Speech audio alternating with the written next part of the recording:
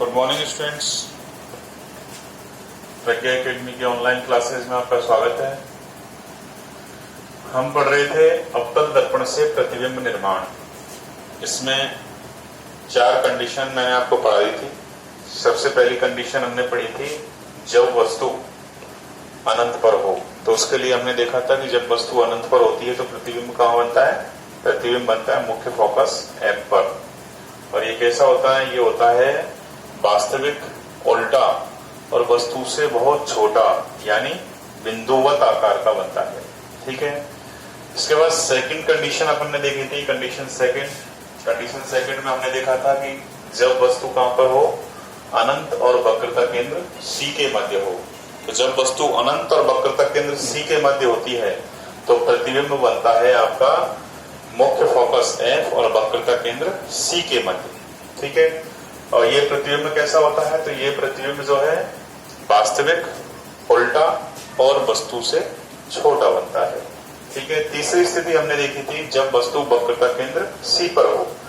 तो अवतल दर्पण के लिए जब वस्तु वक्रता केंद्र C पर होती है तो प्रतिबिंब कहां बनता है? वक्रता केंद्र C पर ही बनता है।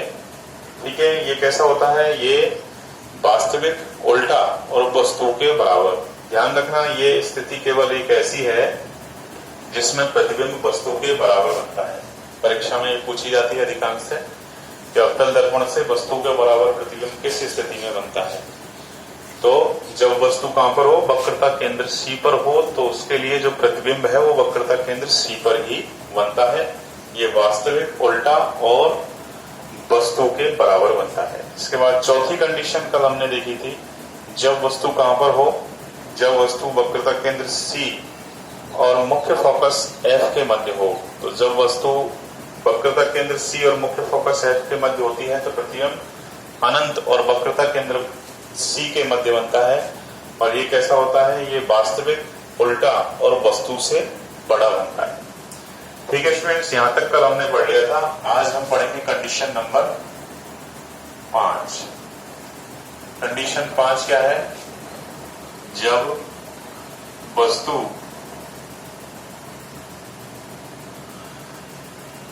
मुख्य फोकस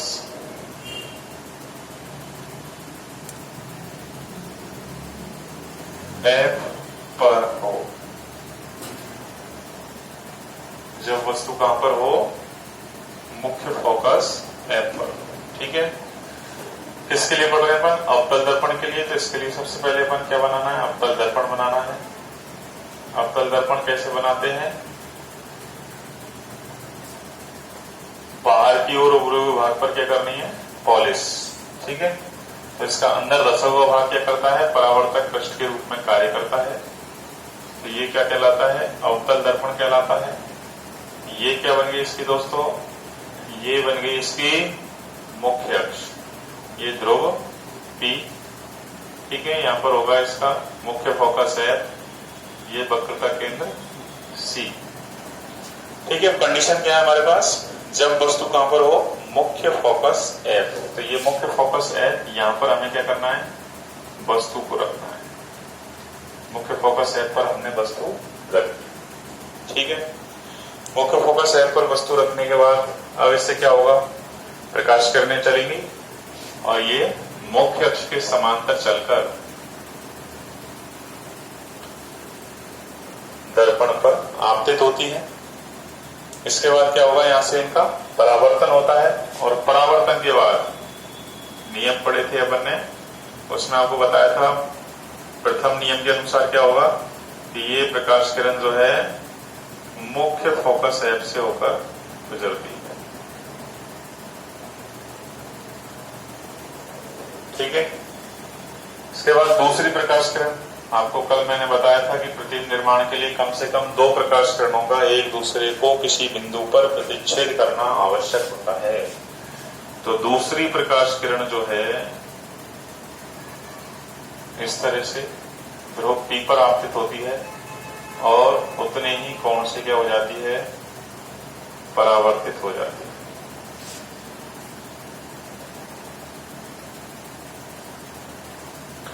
ठीक है।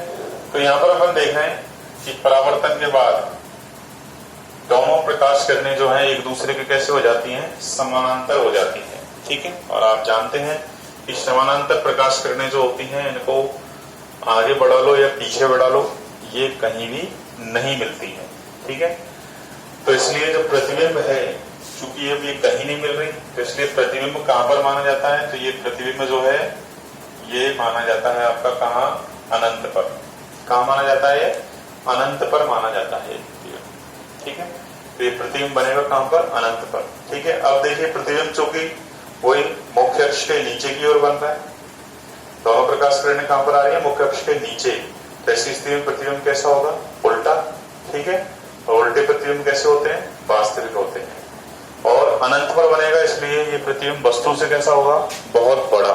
कैसा बनेगा, बहुत बड़ा, क्योंकि अनंत पर बन रहा है तो हमें मालूम नहीं है इसका आकार कितना है, तो इसलिए इसको कैसा माना जाता है, वस्तु से बहुत बड़ा माना जाता है, ठीक है। तो यहाँ पर अपन इसकी व्याख्या लिखेंगे। अवतल दर्पण के लिए लिखते जाइए आप साथ में, अवतल दर्पण के लिए जब वस्तु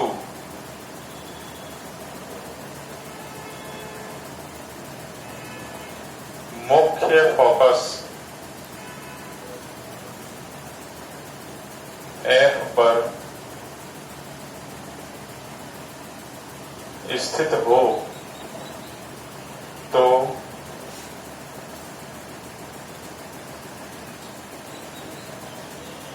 प्रतिबिंब अनंत पर बनता है,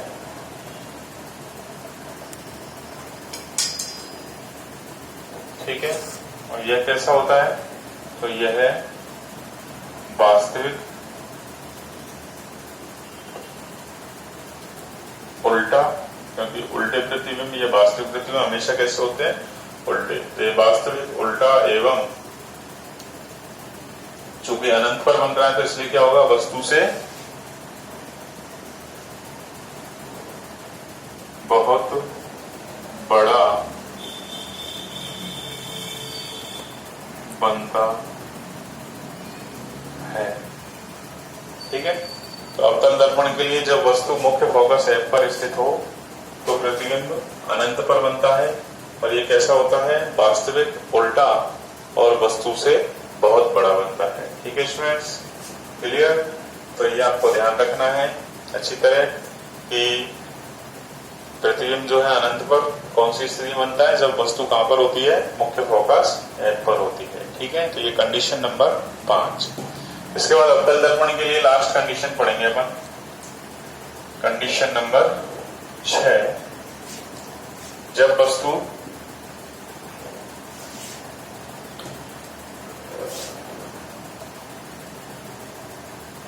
मुख्य फोकस F एवं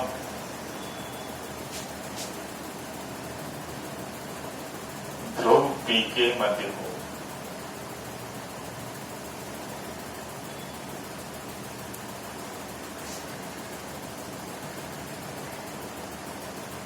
ठीक है। तो अवतल दर्पण के लिए पढ़ रहे हैं तो सबसे पहले क्या बनाना है अपन को, अवतल दर्पण बनाना है। चित्र साथ के साथ आप बनाते जाएंगे। अवतल दर्पण बना लिया सबने। अब देखिए इसमें क्या बनाएंगे अपन, मुख्य अक्ष, ये मुख्य अक्ष हो गई, ध्रुव P, मुख्य फोकस F, प्रकाश केंद्र C,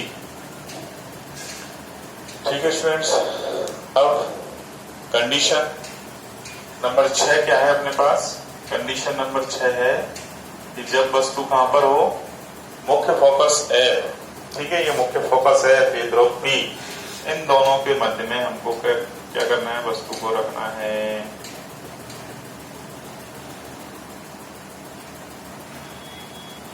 तो ये वस्तु मुख्य फोकस F और ध्रुव P के मध्य स्थित है, ठीक है। इससे वही प्रकाश किरणें चलती हैं मुख्य अक्ष के समांतर, दर्पण पर आपतित होती हैं, यहां से इन प्रकाश किरणों का क्या होगा, परावर्तन होता है। परावर्तन के बाद ये प्रकाश किरण बताइए कहां होकर गुजरेगी, मुख्य फोकस F से होकर गुजरती है। ठीक है। अब प्रतिबिंब निर्माण के लिए कम से कम 2 प्रकाश किरणों का परावर्तन के बाद एक दूसरे को किसी बिंदु पर प्रतिच्छेद करना आवश्यक है। तो दूसरी प्रकाश किरण जो है ये कहां पर, ये ध्रुव P पर आपतित होती है और यहां से उतने ही कोण के साथ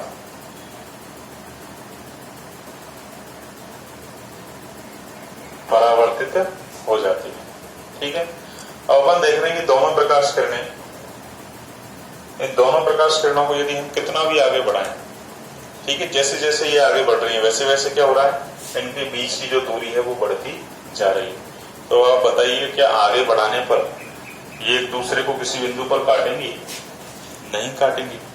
तो इसलिए अब इनको कहां बढ़ाया जाए, पीछे बढ़ाया जाए।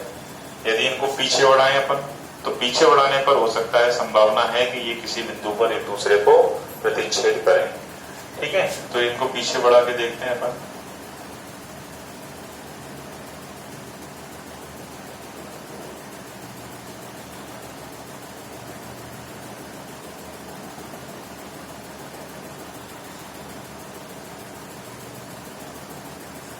तो इस तरह देख रहे हैं कि यहां पर ये एक दूसरे को क्या करती है, प्रतिच्छेद करती है। तो यहीं पर इनका क्या बनता है, प्रतिबिंब बनता है। ठीक है स्टूडेंट्स। अब देखिए यहां पर जो प्रतिबिंब बन रहा है ये भी परीक्षा में अधिकांश से पूछी जाती है कंडीशन। ये अवतल दर्पण से आभासी एवं वस्तु से बड़ा प्रतिबिंब किस स्थिति में प्राप्त होता है, आवश्यक किरण चित्र द्वारा समझाइए। तो ये केवल एक कंडीशन है जिसमें आभासी प्रतिबिंब बनता है अवतल दर्पण से, बाकी सभी कंडीशनों में कैसा बनता है, वास्तविक प्रतिबिंब बनता है। ठीक है स्टूडेंट्स। तो ये देखिए आप यहाँ पर, अब ये प्रतिबिंब जो है इसकी विशेषताएं क्या है, किस प्रकार का प्रतिबिंब है ये। तो इसमें देखिए आप सबसे पहली बात कि ये वास्तविक रूप से दोनों प्रकाश किरणें एक दूसरे को नहीं काटती हैं, बल्कि डॉटेड लाइन से हम इनको मिलाते हैं। ठीक है। तो इस तरह से जब डॉटेड लाइन से इनको मिलाया जाता है प्रकाश किरणों को, तो ऐसी स्थिति में बनने वाला जो प्रतिबिंब है वो कैसा होता है, आभासी होता है। कैसा होता है, आभासी। ठीक है। और आभासी प्रतिबिंब हमेशा कैसे होते हैं, सीधे। तो ये सीधा प्रतिबिंब है, ये भी पहचान आपको बता रखे कि मुख्य अक्ष के नीचे बने तो उल्टा और ऊपर बने तो सीधा। तो ये कैसा प्रतिबिंब है, सीधा। कैसा बनेगा, ये सीधा बनता है। तो ये प्रतिबिंब कैसा है, सीधा है ये प्रतिबिंब। ठीक है। तो ये आभासी है, सीधा है। ठीक है। और इसके अलावा वस्तु से छोटा या बड़ा, तो हम देख रहे हैं कि वस्तु छोटी है उसकी तुलना में प्रतिबिंब बहुत बड़ा है। ठीक है। तो ये प्रतिबिंब कैसा है, वस्तु से बहुत बड़ा। तो यहाँ पर अपन इसकी व्याख्या लिखें तो क्या लिखेंगे, अवतल, साथ के साथ लिखते जाएंगे आप, अवतल दर्पण के लिए जब वस्तु मुख्य फोकस F एवं ध्रुव P के मध्य हो तो प्रतिबिंब। अब देखिए प्रतिबिंब कहां बन रहा है, दर्पण के आगे नहीं बन रहा, बल्कि कहां बन रहा है, दर्पण के पीछे बन रहा है। ठीक है। तो प्रतिबिंब दर्पण के पीछे बनता है। ठीक है स्टूडेंट्स, ये चीज क्लियर यहां तक कि प्रतिबिंब कहां बनता है, दर्पण के पीछे बनता है। अब ये कैसा है, तो ये है आभासी। कैसा है, आभासी। ठीक है। अभी तक हमने देखा कि प्रकाश किरणें वास्तविक रूप से एक दूसरे को काटती हैं, लेकिन इसमें डॉटेड लाइन से अपन को मिलाना होता है, तब जाके प्रकाश किरण एक दूसरे को प्रतिच्छेद करती हैं। तो इसलिए कैसा हो गया, ये आभासी। ये है आभासी, सीधा एवं वस्तु से कैसा है ये, वस्तु से बड़ा बनता है। ठीक है स्टूडेंट्स, तो ये स्थिति नंबर 6, जब वस्तु मुख्य फोकस F और ध्रुव P के मध्य हो। ठीक है, तो इसमें जो है 2-3 कंडीशन जो है वो ज्यादा इंपॉर्टेंट है। एक तो मैंने आपको बताई, जब वस्तु कहां पर हो, प्रकाश केंद्र C पर हो, और दूसरी जब वस्तु मुख्य फोकस F और ध्रुव P के मध्य हो। ठीक है, तो ये कंडीशन ज्यादातर एग्जाम में पूछी जाती है, इसलिए इन पर ज्यादा फोकस करना है अपन को। बाकी सभी को पढ़ना है, सभी को याद करना है, सभी की प्रैक्टिस करनी है अपन को। ठीक है, तो ये 6 कंडीशन है अवतल दर्पण से प्रतिबिंब निर्माण की। इसके बाद पढ़ेंगे अपन उत्तल दर्पण से प्रतिबिंब निर्माण। ठीक है, उसमें केवल 2 कंडीशंस के लिए अपन को पढ़ना है उत्तल दर्पण से प्रतिबिंब निर्माण। तो आज के लिए इतना ही। नेक्स्ट लेक्चर में जब भी हम पढ़ेंगे तो उसमें पढ़ेंगे अपन उत्तल दर्पण से प्रतिबिंब निर्माण। साथ में एक चीज और मैं आपको इसमें बताना भूल गया बीच में, वो है वास्तविक और आभासी प्रतिबिंब क्या होते हैं। ठीक है, तो वो भी कल नेक्स्ट लेक्चर में हम देखेंगे। आज के लिए इतना ही। थैंक्स।